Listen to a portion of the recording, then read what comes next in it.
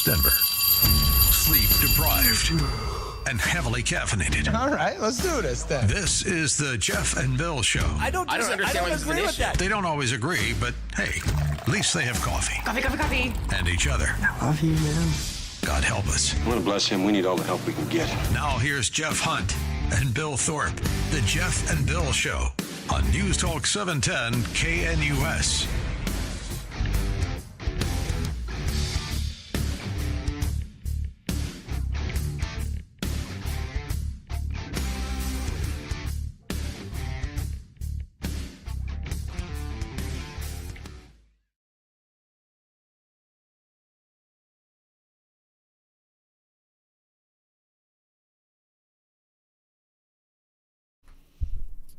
Well, it's 6 a.m. in the Mile High City on this Thursday, August 28th, 2025. Good morning, Denver, Colorado.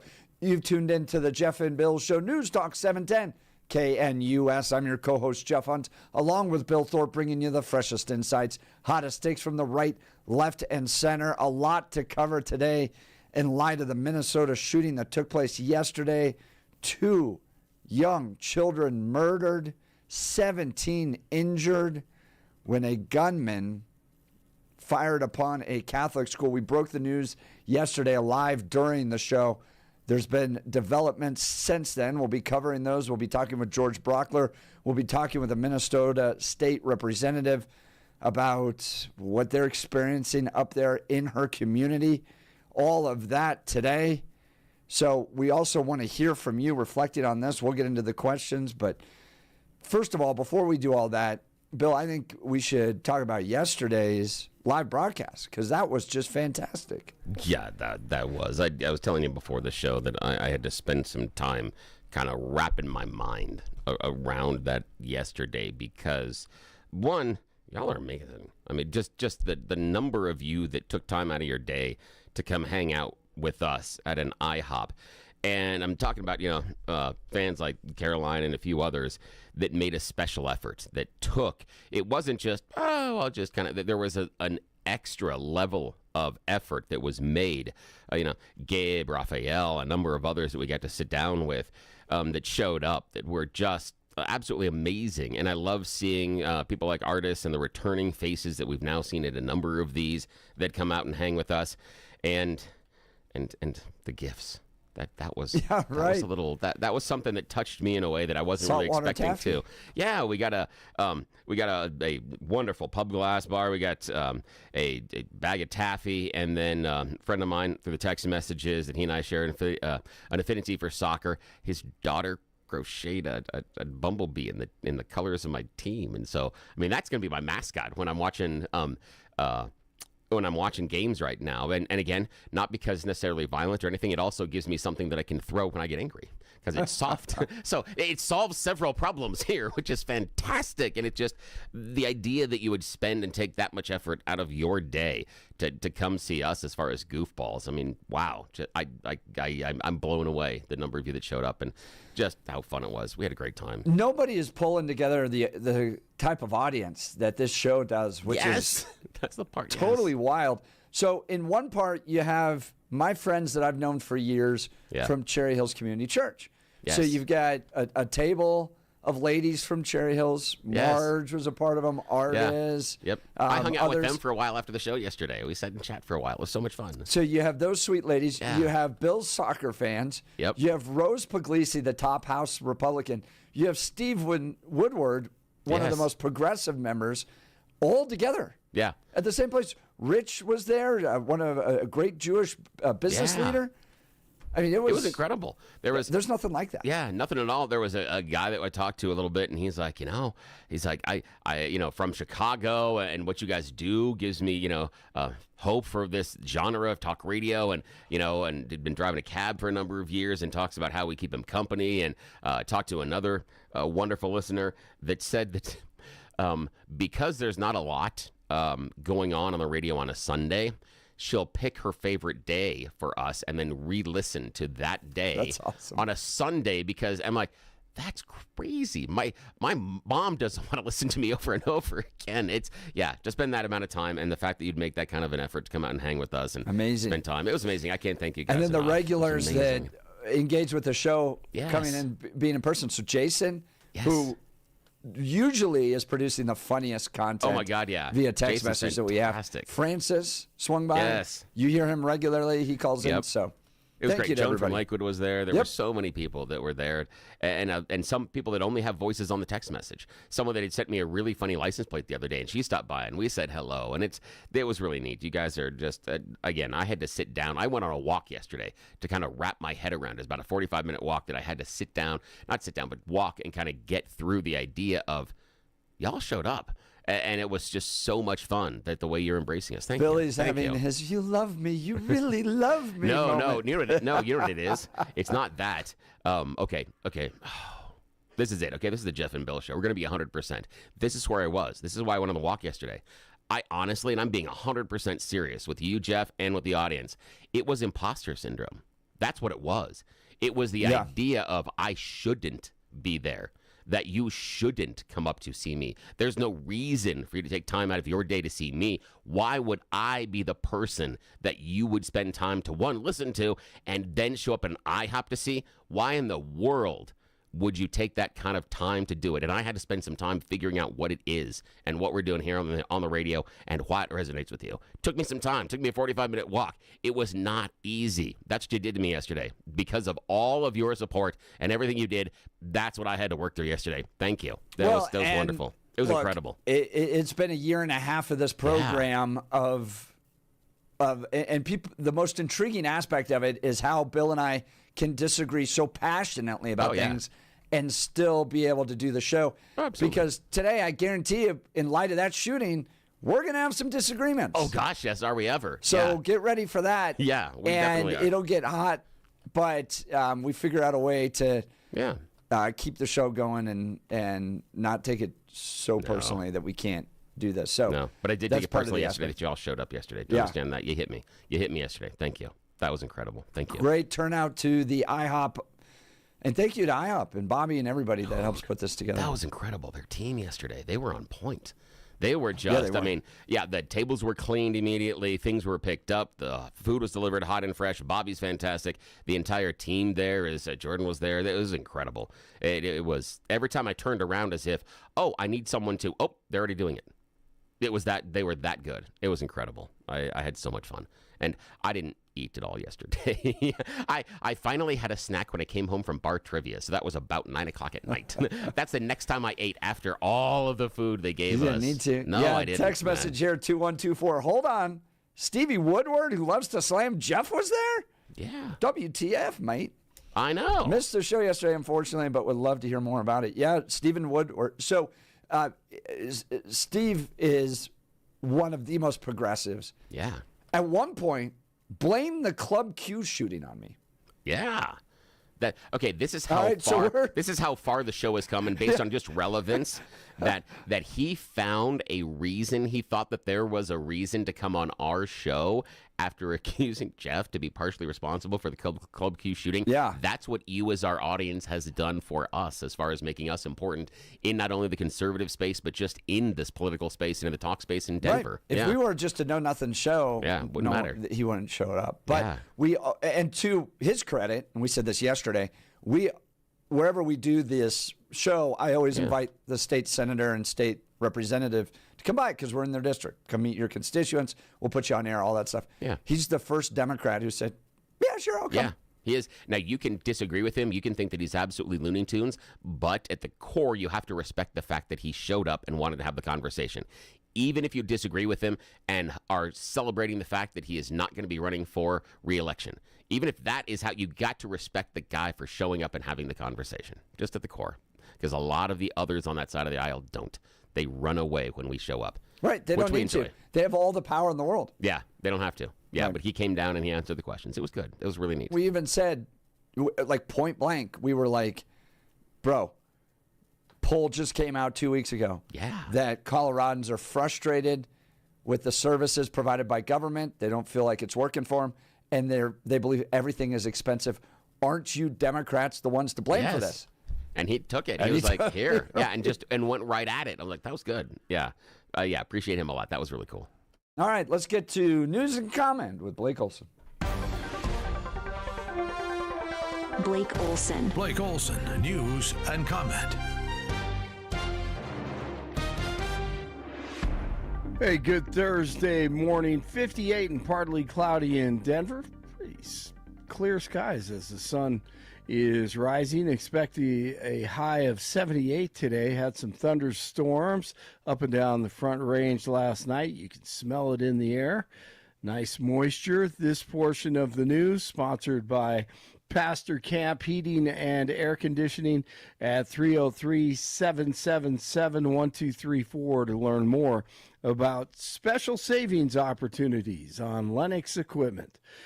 Our top story, of course, Minneapolis grieving after another mentally ill gunman opened fire during Mass at Annunciation Catholic Church, killing 2 children and injuring 17 others. 23-year-old Robin Westman, who changed his name from Robert, died by suicide at the scene, left behind a manifesto and a horrific video that automatically posted about the time that he was committing the murders. The FBI is treating the attack as a hate crime, of course, and an act of domestic terrorism targeting Catholics. 14 of the wounded are children, and all survivors are expected to recover. The mayor, Jacob Fry, is in denial. Anybody that is going to use this as an opportunity to villainize our trans community or any community has lost touch with a common humanity. We got to be operating not out of hate for any group, but out of a love for our children. That's where the focus needs to be right now. A love for our kids. Seeing these kids, not just as somebody else's kids, this horrific thing happened, but what if it was our own? How would we feel then? So, look, we need to be standing up for every community out there. A Catholic community, too, by the way. Oh, yeah, by the way. Yeah. Oh, I'm glad he threw that in there at the end. Yeah. Really appreciate the focus on the trans point. community. Oh, yeah, and by the way, the Catholics. Oh, man, just sprints out there and says, the hate for that particular. I'm so sick of the community thing, by the way. Look, we're all Americans, and, if you want to balkanize everything, go ahead. But, I mean, the truth is the truth. Here's Byron Donalds from Florida. The reality is the tragedy that occurred today in Minneapolis is once again where the Democrats are ignoring some of the serious mental health challenges affecting young people in the United States, especially around gender identity, this transgender movement that they have fully gotten behind.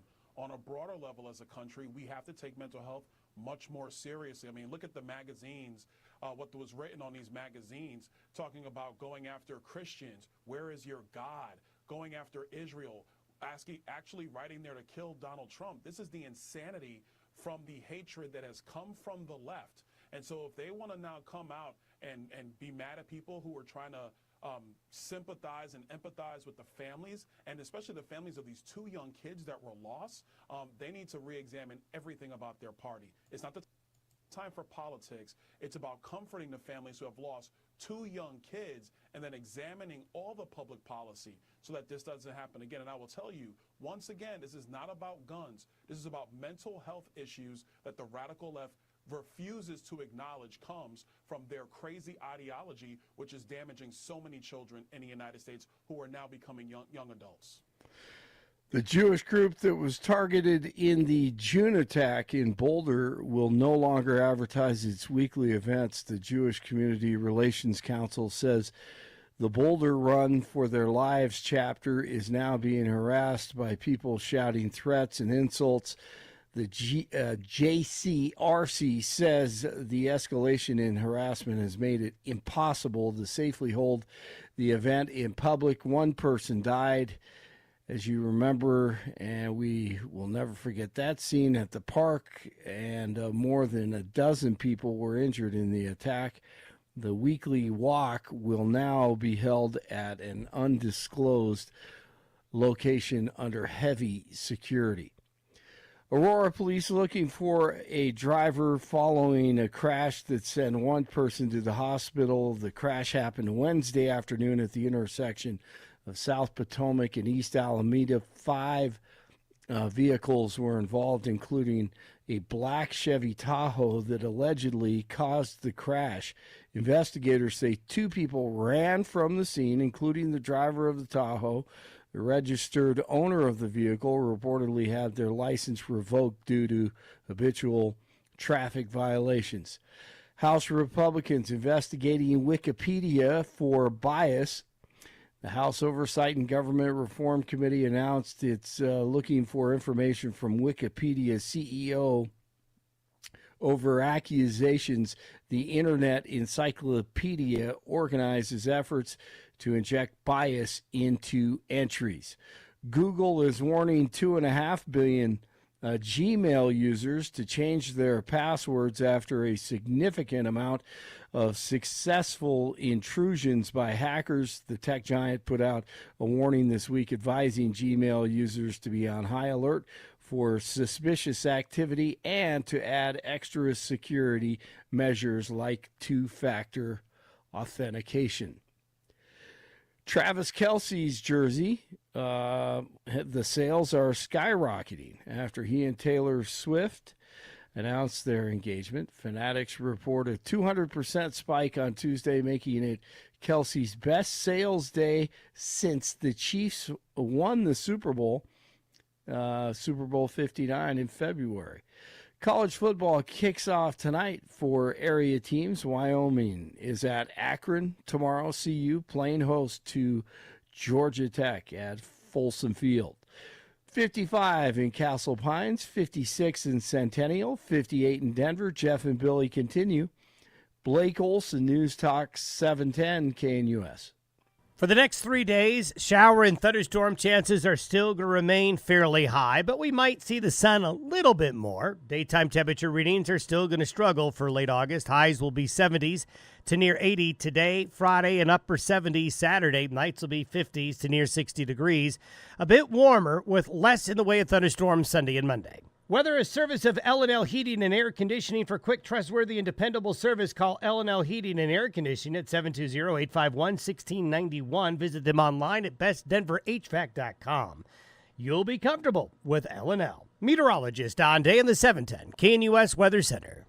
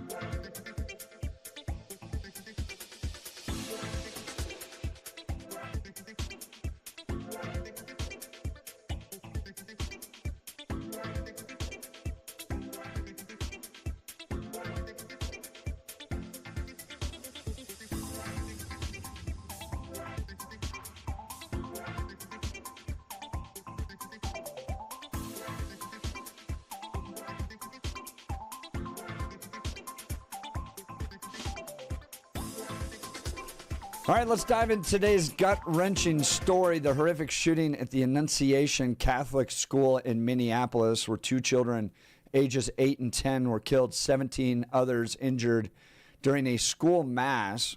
And President Trump called it a terrible situation and ordered flags lowered, while the FBI is investigating this as a domestic terrorist attack targeting Catholics. The shooter, 23-year-old Robin Westman, used legally purchased guns and left behind disturbing videos filled with hate, including anti-Catholic rants and calls for violence. That's where I want to start this morning, because I watched what is purported to be some of these videos that he posted on YouTube that's now been taken down, but you can find them on X if you type in his name. one of them's an 11-minute video where he goes through all the different guns he's going to use and what he's written on all the magazines. And it's horrific stuff. It's, he talks about which bullets are for the kids that he's about to kill. He writes anti-Semitic statements. 6 million is not enough. He writes anti-Trump statements. It seems like the three big categories for the target of his hate were Donald Trump, Jews, and Catholics. And then if you read some of his journal entries, which have to be translated from this bizarre language, Cyrillic. It's Russian. Cyrillic. It's a Cyrillic alphabet. That's Russian. That's what she was trying to do. But not very fluid in Russian, so they'd use some Russian words and some other things. But that was the idea, was trying to use the Cyrillic alphabet. I only know that because I had a friend that was part of forced recon in the Marines for a while, and one of his specialities was Russian languages at the time. But this would have been late 90s, early 2000s is when he was active in it. So that's the only reason I recognized it. Yeah. Gotcha. So it's being translated. I think the best place to find a lot of this is going to be X. But what stood out to me, particularly in this 11-minute long video where he's walking through the guns, is he's whispering to himself the entire time. And he's saying things like, I'm going to kill. This thing's going to kill. And then he gets into very vulgar language that we're not going to play any of it. But it is incredibly dark. It is horrible stuff. And when I watched it, what immediately popped into my mind was, this is demonic possession. That there's another force here that's in control of this guy and influencing him, and it's very anti-Christ. At one point, they show a picture of a target, and he has Jesus's face taped to the top of the target, the shooting target for his weapons.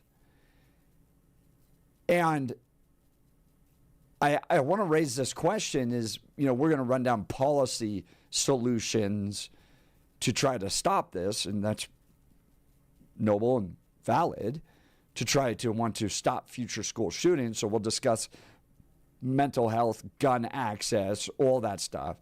But I feel as a society, we might be missing one of the bigger aspects of this if we dismiss the spiritual side of this, that there are forces, and I fully believe this because I am a follower of Jesus Christ, and I saw during his earthly ministry, or what I read during his earthly ministry, is a confrontation regularly with a whole nother realm of evil that pushes people to do terrible things. And this was Jesus Christ confronting demonic forces during his earthly ministry. I believe there are demons out there. I believe that there's an evil force that can control people if they allow those demons to, and that encourages them to do terrible things. And when I watch this video and I see this guy talking about which bullets he's going to use to murder Catholic kids, and the joy he takes in the idea of murdering Catholic kids, and in the writings he has where he lays out his plan to kill as many Catholic kids as possible. I mean, he spent pages and pages exploring all the different things he could do to kill people, and he settles on, I want to kill the most amount of young Catholic kids as I possibly can. To me, this just seems like it's a big spiritual battle. And we as a society, if we don't talk about it, if we don't confront it, if we're not honest and real about demonic possession and evil forces out there, we're just going to continue to miss what could be pushing some of these horrific acts. Bill, what are your thoughts? Yeah, I can see the point. This is where I have sort of a difficulty, and I don't want to bring this into policy as quickly, but I don't discount what you're saying about spiritual conflict. And I don't discount what other people are saying about other possible influences.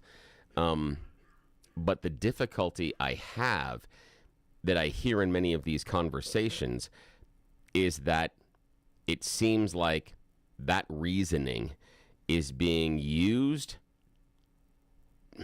I don't know how to put this. I don't want to say as an excuse, but maybe as a distraction or a smokescreen or somewhat of a change in the conversation. And the only reason I mean that, and again, I'm not trying to disrespect, I think this is valid as far as talking about this.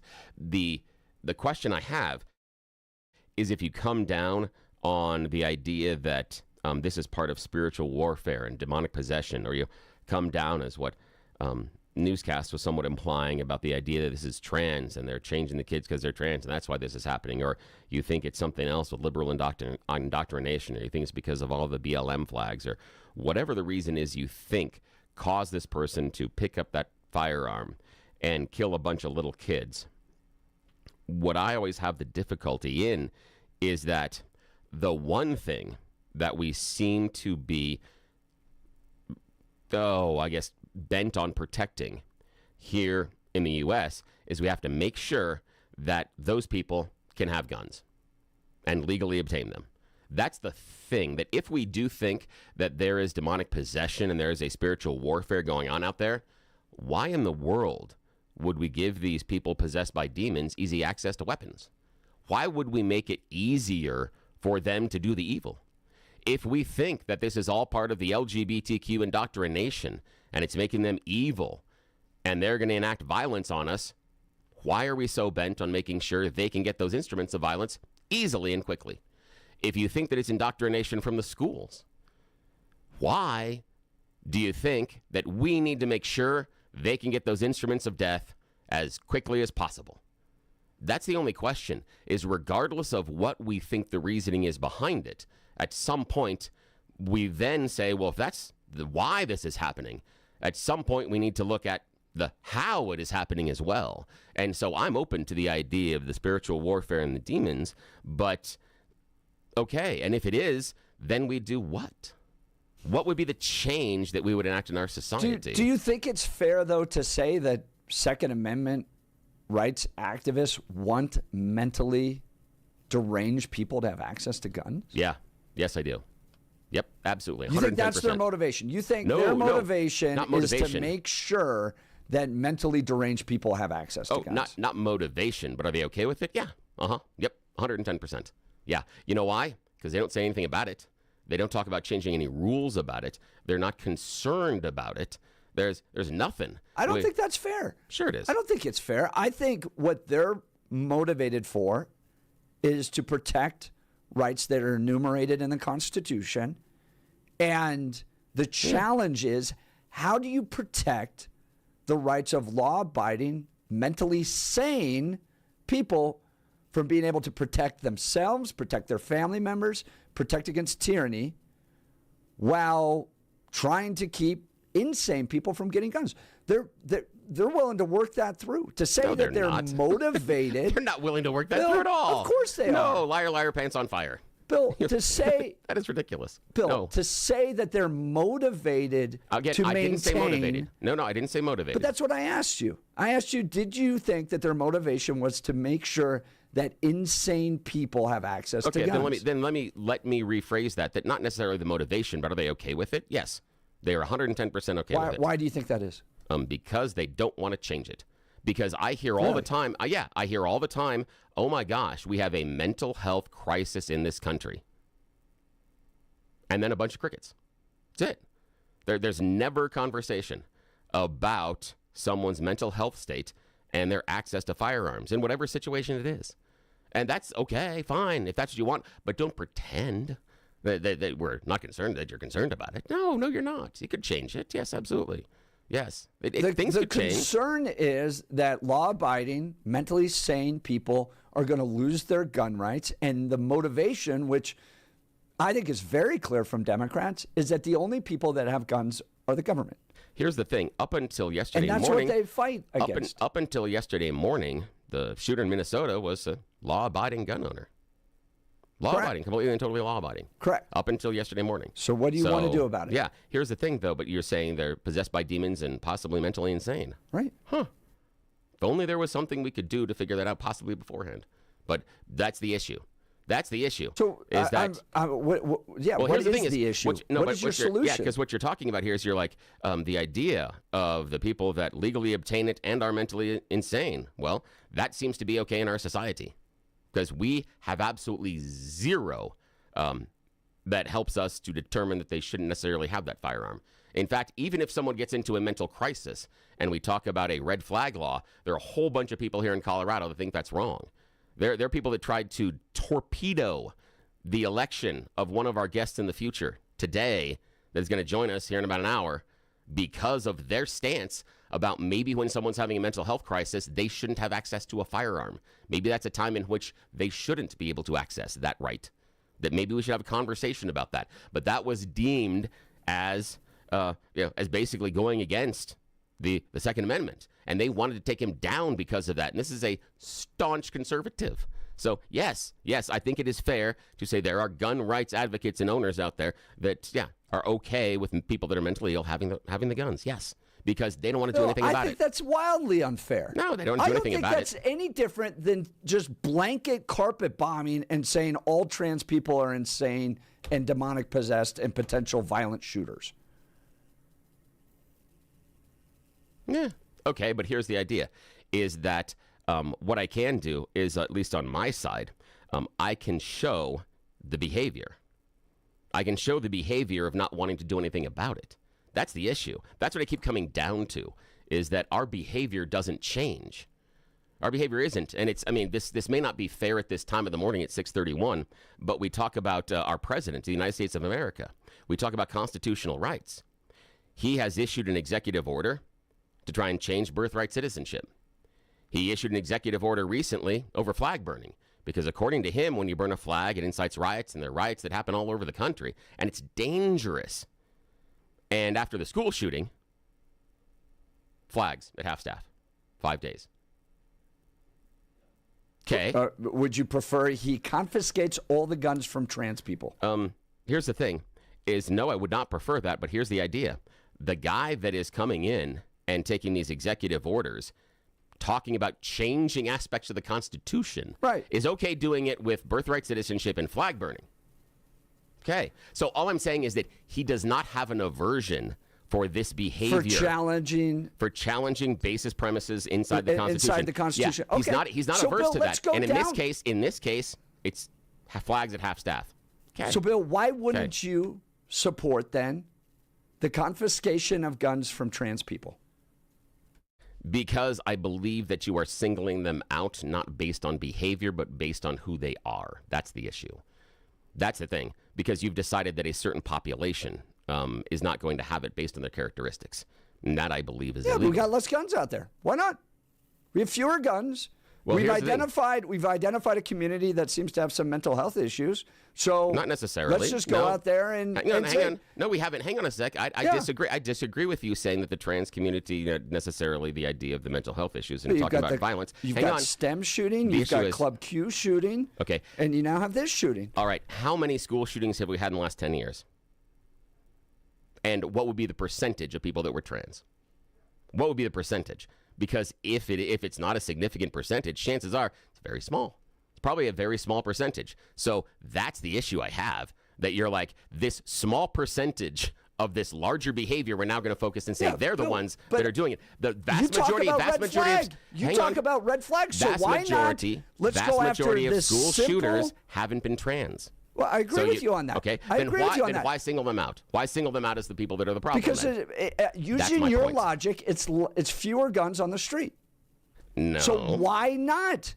If we're going to have the red flag law, and we're going to say people that may have mental health issues, we should use the red flag law to go after the guns. Okay, do it. Go after the trans community. If you why want not? It's fewer guns. Why not? Here's the idea, though. Do you believe there's a Second Amendment right? Here's the thing, though. There are a lot of loaded questions in there, but we're going to go back to the premise. You seem to be concerned about taking away the Second Amendment rights of a population that is a fraction of the problem.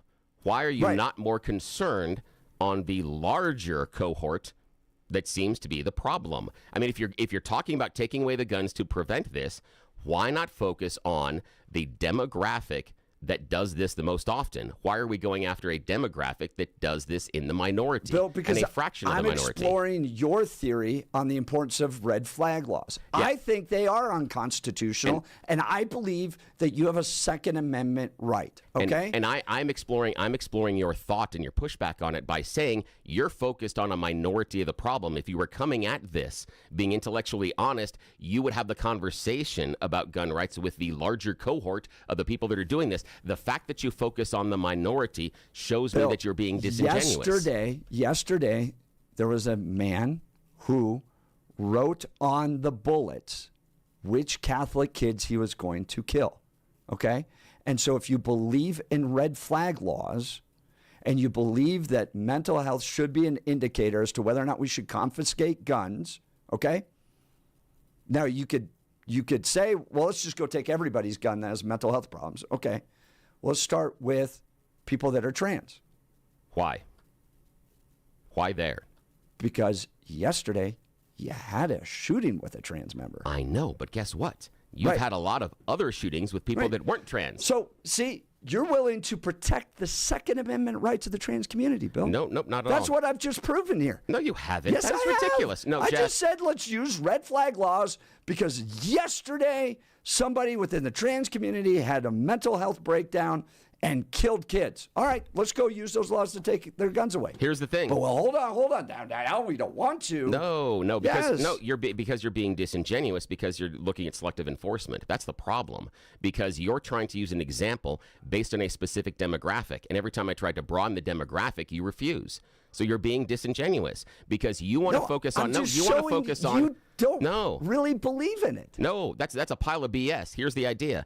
Because you're trying to use where I sit in order to enact a law or a rule about a minority portion of the community. If you want to talk about the larger portion of the community that can include the trans people, yes, we can do that. But what I'm pushing back on is you're being disingenuous. You're using this as a way to other a community that is a small portion of the problem. If we took all the guns away from all the trans people in America, we wouldn't stop all the school shootings. In fact, we would only stop a fraction of a percent. But Bill, it's still a percent. It's still kids' lives.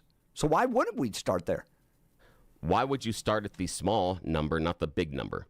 That's the issue. That if you really want to solve it. The issue yes, is it you is. are drawing a line, Bill. You're drawing a line in the sand saying, no, this is the selective enforcement of this law against this particular community. You are going to the mat to defend the trans community's rights to own their guns. No, you're totally and completely and totally mischaracterizing me because what I've done the entire time is I've agreed with you that we can. You've missed that portion of the conversation. I've agreed with you, but what I've asked is why you seem to be focused on the minority fraction of the population, not looking at nor focused at the larger cohort that is mostly responsible for this. That's why I'm calling you disingenuous, because you're willing to suspend the rights of a small group that you disagree with, but you're okay with the larger group still doing it. I think red flag laws are totally unconstitutional. Okay, good. Then there's no way that we can prevent this. That's fine. There's nothing we can do. You think so? You think there's no way to prevent this? I don't think we want to in America. Oh, I think there are ways. Because remember, America is the only country worldwide in which this happens regularly. So other countries have figured this out. The idea that we stand here and say there are no solutions is bupkis. But we just don't want to. What's that solution, Bill? Access to the weapons. Yeah. Access to the weapons. That's simple. So not demonic possession, none of that stuff. That's not the issue. It's just the guns themselves. Well, no. Here's the idea, is I'm looking at what would probably give us the largest prevention. That's it. We can talk about demonic possession. We can talk about mental health. We can do all of that. But if we sit here and we just keep focusing on the demonic possession, but still saying those people with demonic possession still have access to the guns, I think you're failing. That's it. That's the issue that we're having here, is that the idea of where we're pointing at it, we still want to make sure that whatever group we're pointing at still has access to the firearms. Okay. Not going to really help, but okay. Go right ahead. Again, it's a distraction. It's a distraction to say this is the problem. That's why everybody talks about mental health afterwards and doesn't want to do a thing. Everybody that says they're a Second Amendment supporter says this is a mental health crisis in America. What could we possibly do? Because, Bill, the solution that's proposed takes away the Second Amendment rights of law-abiding citizens. Up until yesterday, the person that had the weapons was a law-abiding citizen, so we can't do anything about it. So the solution that was proposed by Minnesota, right, no bastion of conservatism, didn't work. Yeah. Yep. That's fair. Yeah. Yep. And so that's why here in America, this is what we have to deal with, because this is how we want to deal with the problem.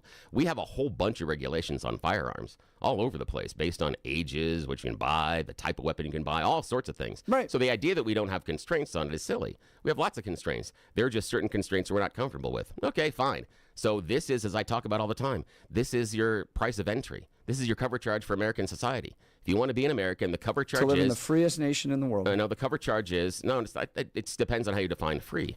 Because the idea that I bet there are a number of people around the world that would say, I am not free when I can go to a church, a mall, a school, or just a parking lot and get shot. That's something that a number of people around the world would not ascribe to freedom. Just saying. So how we define it's going to be important. But that's it. I just think you're dancing. I mean, please lay before me another country that's more free than America. How are you defining freedom? You define it. Okay. Tell me what you think is the freest nation in the world.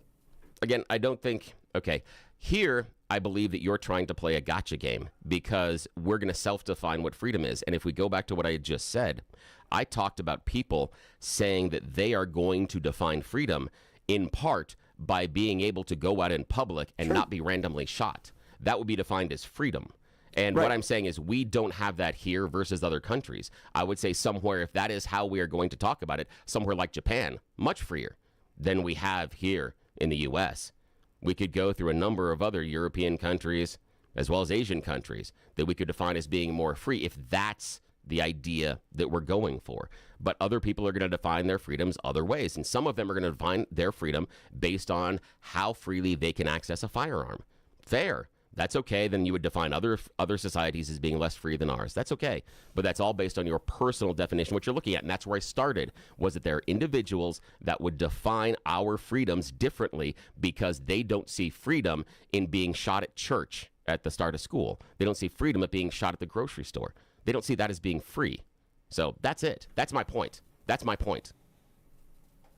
All right. Well, feel free to join the conversation. 303-696-1971. Text us on the Dan Caplis Law text line, 720-819-5115. Robin Westman shoots kids at a Catholic mass yesterday, aiming for those kids, wants to create as much damage as possible.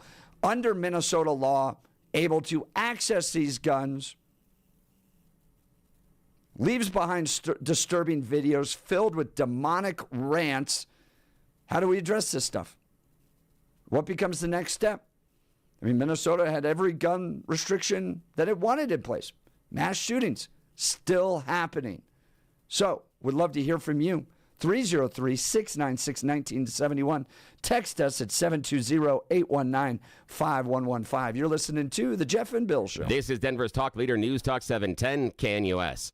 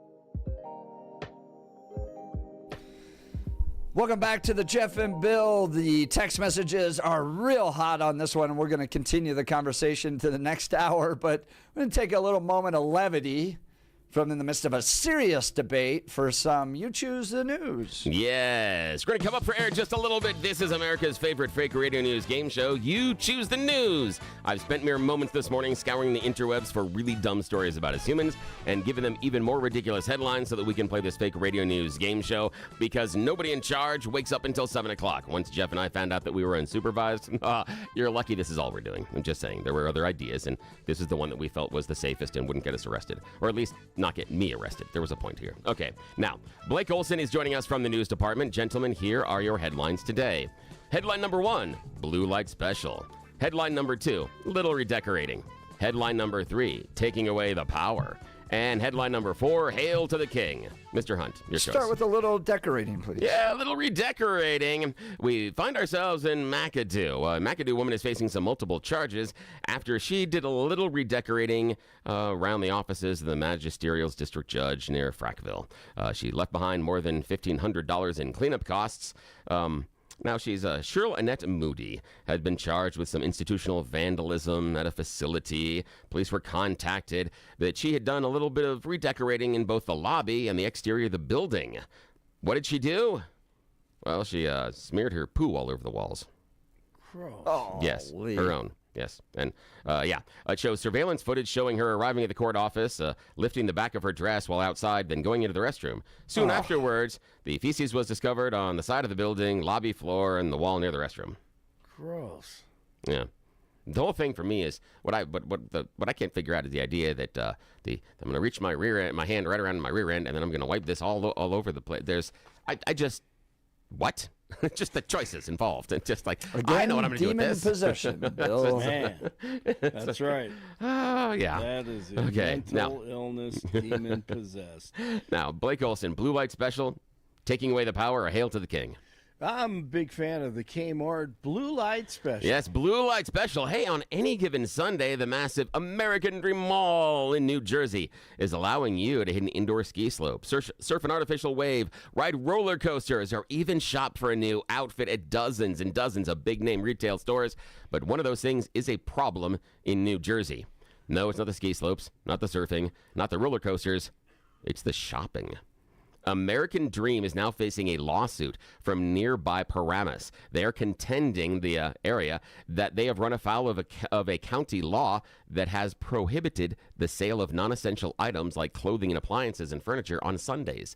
This goes back to the old blue laws that date back hundreds of years across the country, originally rooted in our religion. Modern proponents say that they offer a break for locals from the foot traffic and the noise in New York City, stuff like that.